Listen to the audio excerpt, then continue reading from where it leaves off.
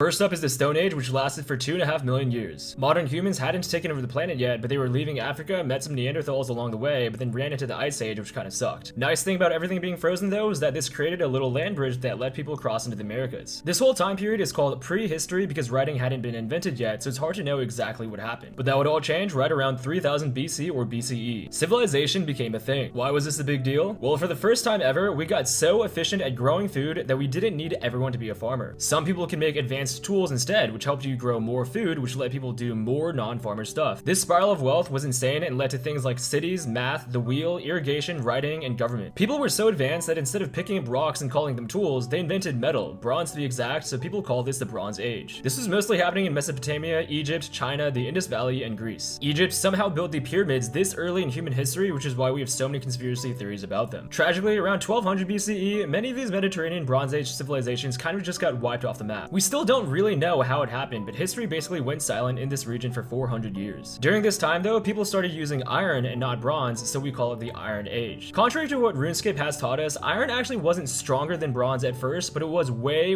more convenient to make. This was a big deal because you could make way more of it, and instead of arming just a few people, you could arm everyone. And you could start putting it on a bunch more tools like plows and chisels and make every tool in society metallized. Right around 600 BCE, ancient Greece and ancient Rome really began to flourish. So when you hear historians mention things like antiquity or the classical period, they're referring to this period. Though this is obviously a very Western-centric view because binding these specific years together to create a historical time period is sort of arbitrary for non-Western civilizations. Most of the ancient Greek philosophers you hear about like Socrates, Plato, and Aristotle all lived in this time, as well as Greek rulers like Alexander the Great. The Bible and Hindu and Buddhist scriptures were all written during this time. Most of the things that you associate with ancient China like Confucianism, papermaking, and the Silk Road happened here, especially during the Han Dynasty, and most Chinese people even today are called Han Chinese. The Persian Empire, Roman Empire, Carthage, Kingdom of Kush, and Mauryan Empire all happened here. And the Golden Age for both India and the Mayans happened around the end of this time period. This time period of classical antiquity would end when the Western Roman Empire collapsed and Europe would enter its Dark Ages. This happened in 476 AD or 476 CE. And by the way, when you hear these two years, they mean the same thing. Historians started using CE because it's more neutral and doesn't center around Jesus Christ. So basically, prehistory was a Stone Age before writing was a thing.